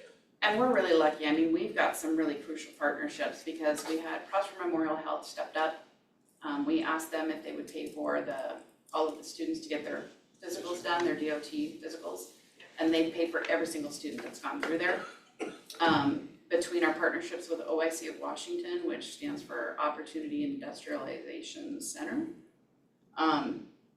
either between them and then we have like an early college credit model with Walla Walla. And so our students can get most of that certificate through Walla Walla, through their classroom instruction here, articulated there for early college credit. And then really all they have to do when they leave here would be the drive time. And then that portion of the training is paid for, that would be tuition bearing, is paid for by OIC, because most of our students here, we found a way for them to qualify through OIC. And if they don't qualify through OIC, then Walla Walla has some additional funding that we're able to tap into, and we're able to back support that last bit of tuition. And so for the most part, what would normally cost a student $6,000 out of pocket is free. And really, for that kind of a wage, it's life-altering. It's a family-sustaining wage for somebody coming out of high school that might not otherwise be able to afford that.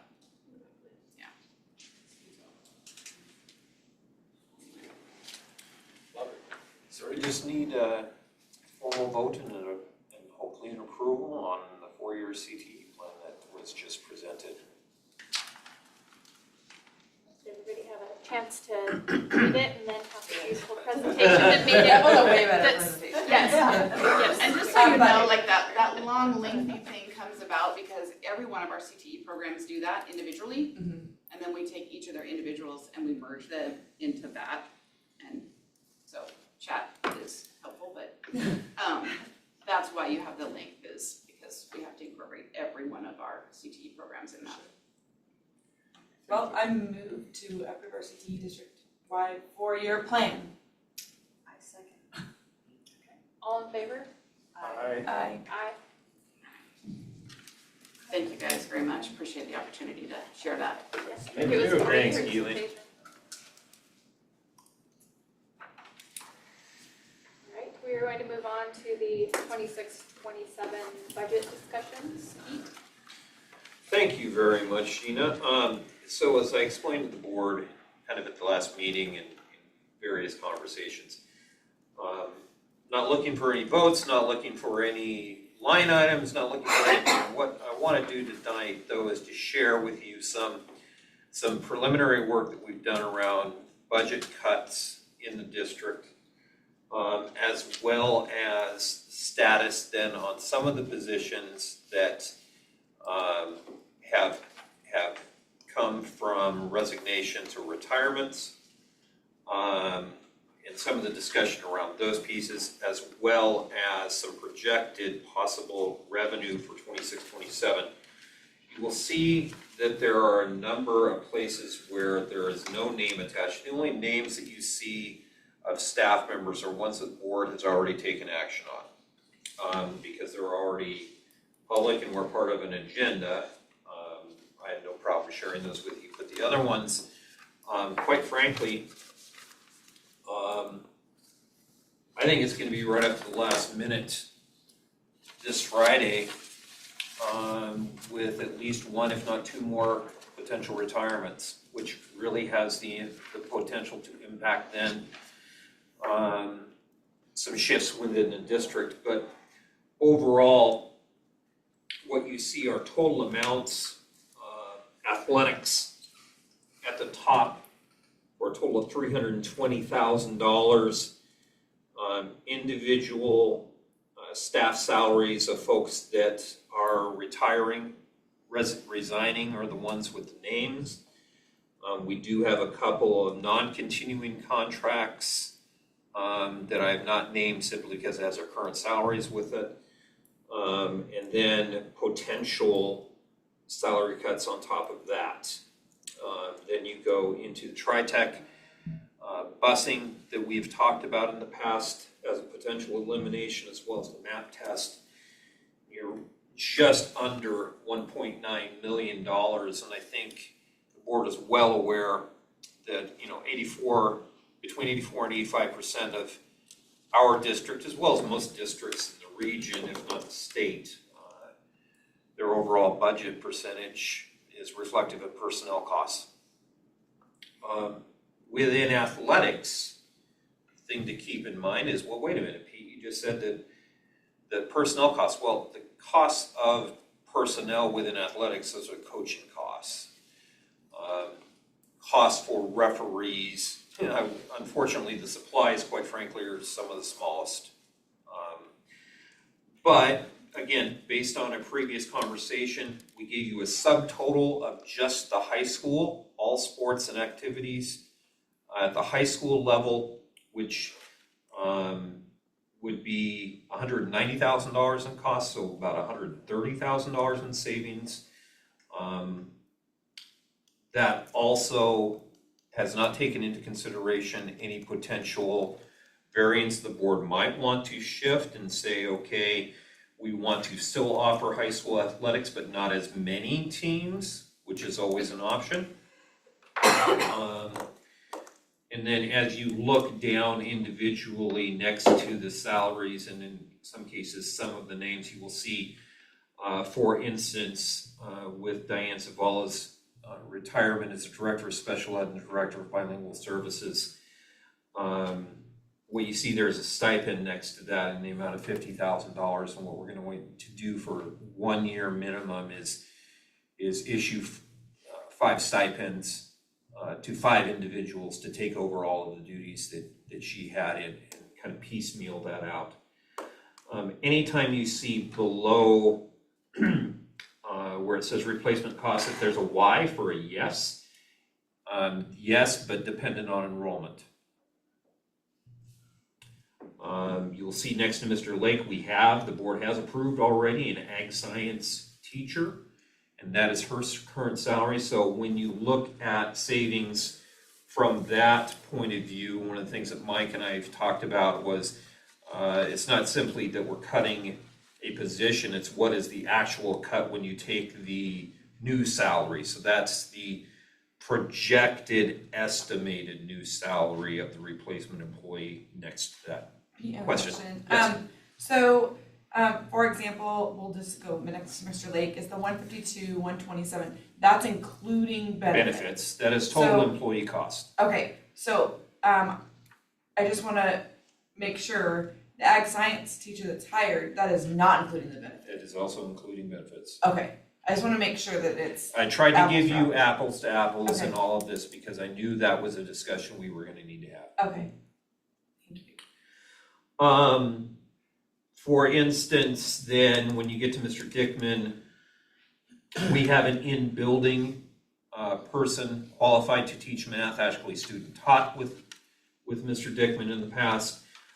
Our intention is to transfer that person into that position and then not replace that position, but that still has a couple mechanizations to go through. And again, then Davis, we certainly believe there's going to be enough kids for TTK. The state has certainly told us we have 13 slots. These are going to be whites of the rise moments for all of these replacements. We need to make sure we have kids physically in classes that we know are going to be in the class before we do any hiring. Inman, we are making a big assumption that we simply can't run with a reduction in the special education staff, and so that is a replacement that I am fairly sure we're going to need to make. However, again, with these particular positions, internal moves would be made first, and the biggest thing is, and I've already sent all of this information to Cole because we have to provide our bargaining unit with a good idea prior to May 15th, and actually by CBA by May 7th, we had to give them a heads up that these were the plans we were making. I fully anticipate making some reductions that will, when you look forward to next fall, some of those people will have come back because there will be people making some shifts and moves out of the district that we don't even know about right now. It always happens. So you take the $1.9 million currently in projected cuts, potential replacement costs that we know of as of this point, if we were to just go with our initial discussion around high school athletics, all things being equal, $326,000 projected revenue. Again, potential if the board chooses. We do have our signed contract with Stellar Virtual for our online academy, and there is always the proposition if the board chooses to go through with a property sale. All of those things, the 3 numbers across the bottom, when you add them up, we're projecting at this point in time on May 11th to be roughly down $2.4 million between either cuts or projected new revenue. And that, of course, leaves us some leeway based on whether we have more retirements, more shifts in staffing, as well as if the board decides to move ahead with a property sale, which would impact that. Of course, that's going to be dependent on finalization of some OSPI work that is not ready to go yet, so I don't have an update up for you as to where our standing is with OSPI. I fully expect us to be in binding conditions by the end of this month, but I also expected to already have that meeting by now. So we're kind of on hold there. The bottom line is, and I've told everyone that that it is not necessarily possible to come out of this in one fiscal year,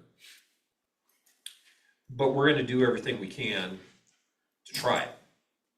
Because we want the biggest impact as soon as we can, because any savings, just like interest on your credit card, there's a compounding amount of interest on your credit cards. Well, there's also a compounding amount of savings. The earlier you can make the cuts, the quicker you are able to come out of them. So the state has identified they'd like to see around a $2 million cut and or new revenue swing. We're above that number right now, however, May 11th, and there are still decisions to be made on individual parts, as well as some decisions to be made by the board before we get to our finalized budget and full budget adoption in July. So these are primarily, like I said, a set of guardrails for us. This is what we're thinking preliminarily. We know we need to make some personnel moves by May 15th as per CBA, but then after that, things will open up a little bit more for us to be able to take that base number that we have in personnel costs and weave around a little bit, as well taking into account any future retirements or resignations that come down the pipe. So at this point, with $2.4 million identified as potential, I think we're well on our way, and we plan on having our budget extension run through the paper, get that approved at the June 8th meeting, as well as a draft budget approved or at least discussed on our, it's June 8th, it's going to be June 22nd meeting for final adoption on July 27th.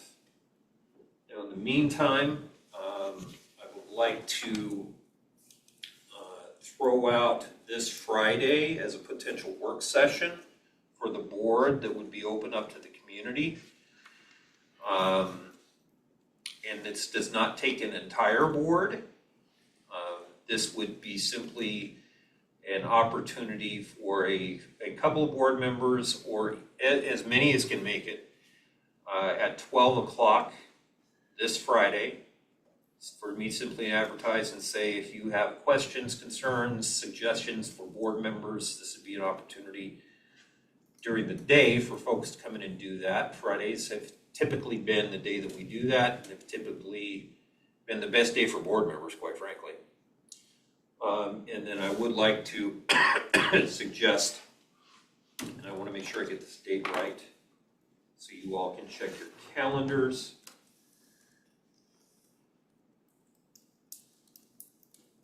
Next, there we go. Next Tuesday, the 19th of May. Again, a budget development meeting here in the boardroom at 5 o'clock. And again, I understand that it is not an expectation you make both of those. You are more than welcome to. But daytime works best for some of our community members. Evening after hours works better for some of our community members, and I'm sure the same thing is true of our board members. I don't anticipate either one going probably more than an hour. This is not a full public meeting, so there will not be a business agenda or anything like that. It's primarily a chance for board members to get an unfiltered discussion with anyone who wants to come to the table. Question? Yeah. So most people work, and I think 5 o'clock, if someone wants to attend, 5 o'clock is going to be very difficult for people to get home from work to attend, especially if it's something we're doing to involve the community. Wouldn't something later be? It is amenable to me. It really doesn't matter to me. I just This feel or- that 5 o'clock is very difficult for people to get home from work and to be able to attend a budget meeting. Yeah, I'd agree. I think, so, you know, I understand like 12 noon one, I'd almost be in favor of just saying it's like, just like a board meeting, it's at 6:30 p.m. Want to go 6:30 on the 19th? I prefer that. Okay. We can make that work. Neither of these both of these items will be put out, publicized, Facebook, webpage, email, that kind of thing, tomorrow. So none of that was set in stone yet. Press send. Yeah, I'll do that to 6:30. So Friday at noon and Tuesday. Friday at 12 o'clock here in the boardroom. And Tuesday the 19th, 6:30 p.m. here in the boardroom as well.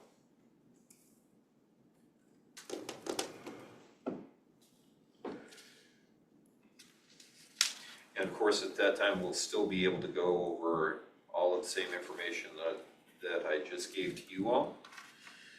And we can make course corrections, quite frankly, about not every hour on the hour, but every 24 hours, if we find out more pertinent information and need to make some corrections, we certainly can, which is the whole point.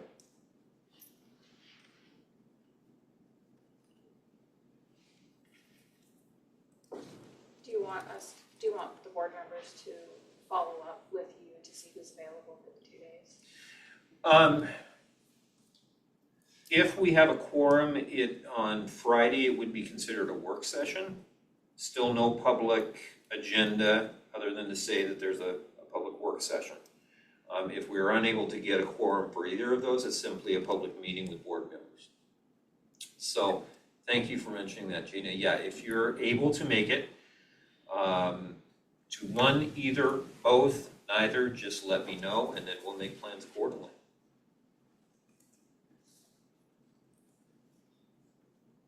Do you have any other discussions or questions for the public work? All right, do you have anything else for the budget discussion? I do not. It's a good starting point. We will move on to board comments. Anybody has any? I just want to say that all of the presentations from all of the administrators were amazing and the kids were awesome. Also, May is Mental Health Awareness Month, if y'all didn't know, so please take care of yourselves and each other. That is my one census plug as a nurse. Please take care of yourselves and each other for Mental Health Awareness Month. Yeah, I'll second that. I mean, I thought the students were great.